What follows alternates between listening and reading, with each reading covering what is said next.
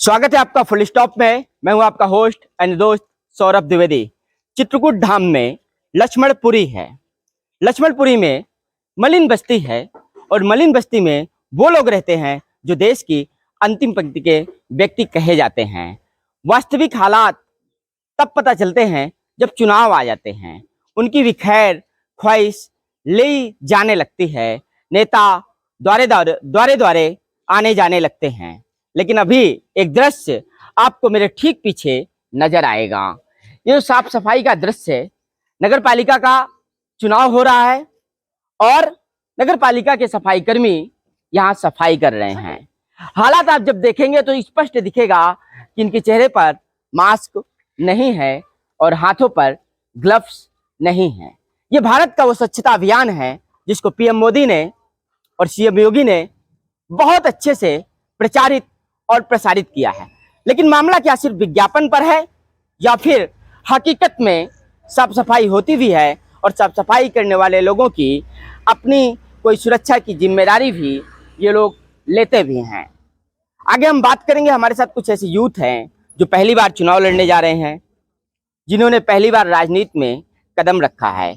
एक ऐसे ही युवा नेता से हम आपको मिलाएंगे। आशीष नाम है इनका। बातचीत करते हैं कि आखिरकार इनकी सोच में है क्या राजनीति को लेकर के। स्वागत है आपका फुल स्टॉप में। नमस्कार सौरभ भाई, जैसा कि आप मेरे बारे में पहले से भी जानते हैं और राजनीति में आने का कोई मेरा विशेष उद्देश्य नहीं था, मगर राजनीति के क्रियाकलापों को देखते हुए और हमारी व्यवस्थाओं को देखते हुए, जैसे घोटाले चलते चले आए हैं, जैसे सारे अभियान अभी आपने दिखाया कि क्या दशा है इस मोहल्ले की, बस इसी चीज़ को देखते हुए राजनीति में कूदने का मेरा मन हुआ और अपनी महत्वता को समझा कि इस मोहल्ले में किस चीज़ के मेन ज़रूरत है, लोगों की क्या इंफ्रास्ट्रक्चर में कमी है। ये जो क्या कहते हैं आपका ही मोहल्ला है, इसके पहले कभी आपने अपने मोहल्ले में कुछ काम किया था?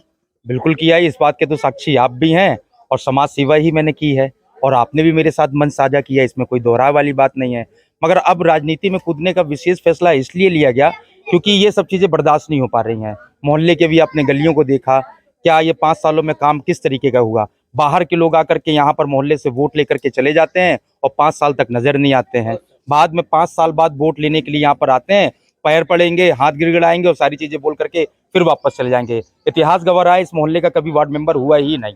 अच्छा, एक आवाज आई, अभी आपने कहा बहुत सही, अभी आपने ही कहा था शायद, आपकी आवाज आई थी, तो क्या सही लगा इनकी बातों में आपको? जो सच्चाई बोले वही सच्चाई है। क्या सच बोला इन्होंने, बताइए तो। क्या सुना था आपने? हमें पता कभी इस मोहल्ले में कभी हुए नहीं, बस अच्छा काम नहीं हुआ। तो ये आज तो ये अच्छा हो रहा है। ये हो रहा है ना। हाँ। आज चुनाव का समय तो ये हो रहा है। तो 5 साल पहले नहीं हुआ था क्या? हुआ है 1-2 बार और भी 1-2 बार, मतलब 4 साल में 1-2 बार हुआ है। तो आप लोगों ने कभी आवाज उठाई इसके लिए?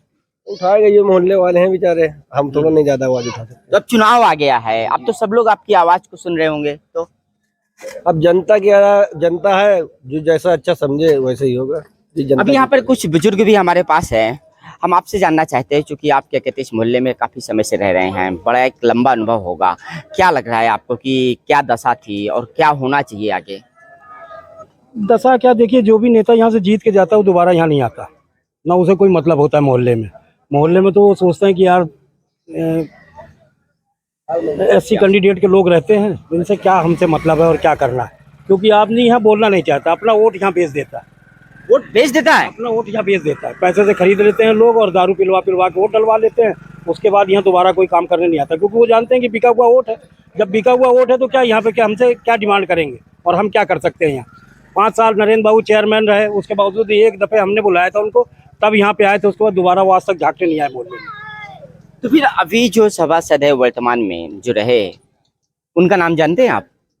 नहीं, उनका नाम भी हमको नहीं मालूम। नाम भी नहीं पता सभासद का? वो 5 साल में कभी देखने ही नहीं आए, ना हमें कभी दर्शन हुए उनके। आप जानते हैं उनका नाम? मैं भी नहीं जानता नाम। ये दुर्भाग्य है हमारे मोहल्ले का कि लोग पूछ लीजिए किसी से, कोई अभी जानते हो। अच्छा, यहाँ कोई है आप लोग जानते हैं सभासद का नाम, जो यहाँ का सभासद है इस वार्ड का? मुझे लगता है कोई नहीं जानता, या हो सकता है बहुत सारे लोग बोल नहीं पा रहे होंगे। खड़े मोहल्ले में रहता ही नहीं है, मैं उतार खाना में रहता हूँ। अच्छा, अगर मैं जानता होता तो बता ही देता। इधर कौन है वार्ड मेंबर? कोई? हाँ? कंदी नहीं है, खत्म हो गए कंदी। मतलब ये हालात है कि देखिए ये लोग क्या कहते हैं, अभी नाम भी नहीं जानते हैं। अच्छा, आप अगर आज पहली बार चुनाव लड़ने जा रहे हैं तो आपने क्या सोचा है? अगर आप चुनाव लड़ते हैं तो कैसे लोगों से वोट मांगेंगे, किन मुद्दों पर वोट मांगेंगे? पहला उद्देश्य मेरा ये है, क्लियर कर देता हूं मैं, कि अगर मैं 5 साल के लिए नगर पालिका में वार्ड मेंबर बन करके गया तो इस 5 साल की योजना में सबसे पहले इस जनपद में जो स्वच्छता के मामले में स्थान आएगा वो लक्ष्मणपुरी का आएगा। वरना अगले साल मैं चुनाव के लिए पर्चा नहीं भरूंगा पिछले 5 सालों में, और जीवन में चुनाव नहीं लड़ूंगा। अगर इस मोहल्ले से अगर मैंने गंदगी नहीं खत्म की और स्वच्छता नहीं लेके आया पूरे जनपद में, तो मैं दोबारा चुनाव की ओर कदम नहीं रखूंगा।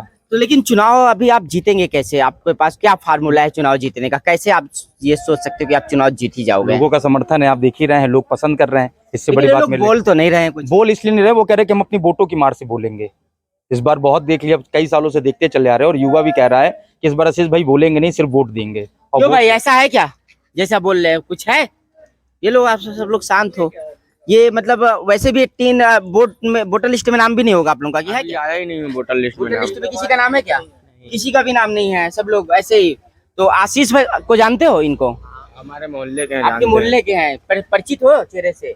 तो घर परिवार में भी सब लोग जानते होंगे इनको, सब जानते हैं। कुल मिलाकर के आपके चेहरे से लोग यहाँ पे ये बता रहे हैं कि हम परिचित हैं। और ये बताइए, जैसे आम आदमी पार्टी है, दिल्ली में बहुत सारा काम करने के लिए नाम पर वो आई है, तो आपने अगर आपको चुनना था तो बसपा क्यों नहीं चुनी? आपने आम आदमी पार्टी क्यों चुनी? ये सवाल का जवाब आप दे दो। आम आदमी पार्टी जन जन की पार्टी है, आंदोलन से निकली हुई पार्टी है, और जो आंदोलन से निकली हुए लोगों की मंशा को जानते हैं, अंदर की भावना जानते हैं। बाकी जो बैठे हुए ऊपर लोग हैं उनको मतलब नहीं होता है, वो नगर निकाय के चुनाव में इंटरेस्ट भी नहीं लेते हैं। वो तो अभी गर्मा गर्मी बढ़ गई है तो चुनाव में उन्होंने हिस्सेदारी लेने स्टार्ट कर दिए।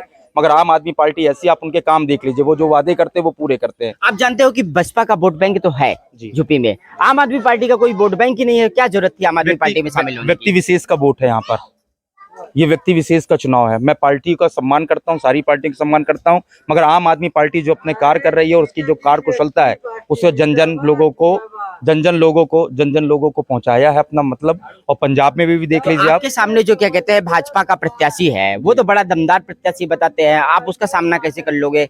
वो भी आप ही की समुदाय से है।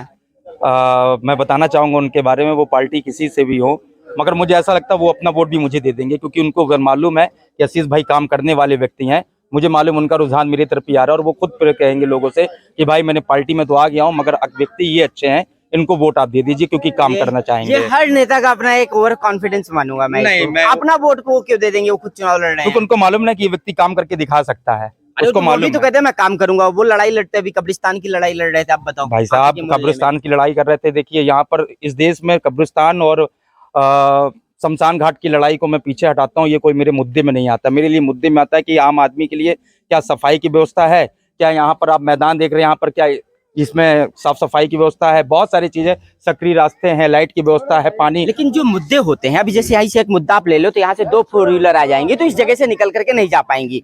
पर क्या आपको पता है कि लोग इन मुद्दों के लिए जागरूक होते हैं? जनता कभी इन मुद्दों के लिए जागरूक होती है? कभी किसी ने बात रखी कि यहाँ से आज 1 4 व्हीलर नहीं निकल पाएगी? बहुत से नेता आए और चले गए, सब लोगों से बोला गया, सब लोग देखते हैं। क्या नेता यहाँ आते नहीं? क्या 5 साल में जब वोट मांगने आते हैं सारी स्थिति देखते हैं, सिर्फ वोट लेके चले जाते हैं, उनका कोई मतलब नहीं होता। अभी देखो आदमी कैसा कैसा बात हो रही है, लेकिन शोर कितना हो रहा है। आदमी की हालत देखो ना, ये आदमी इन लोगों से चिढ़ाती कि नहीं आती? ये पी करके शायद घूम रहा है ये आदमी, मुझे लगता है ये पियक्कड़ है।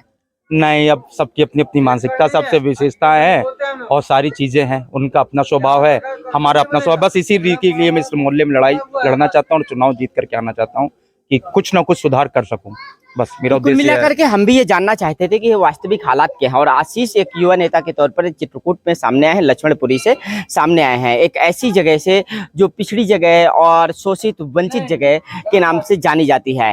क्या कुछ देखेंगे आगे कि अभी जो चुनाव है वो कितनी तेजी से प्रभावशाली होगा, वहां कैसे आशीष टिक पाएंगे, ये अपने आप में देखने वाले योग्य होगा। और 11 मई को जो मतदान होगा उसके बाद जो परिणाम आएगा उस पर पता चलेगी हकीकत की, वास्तव में हकीकत में होने क्या वाला है। तो बने रहिए हमारे साथ फुल स्टॉप में।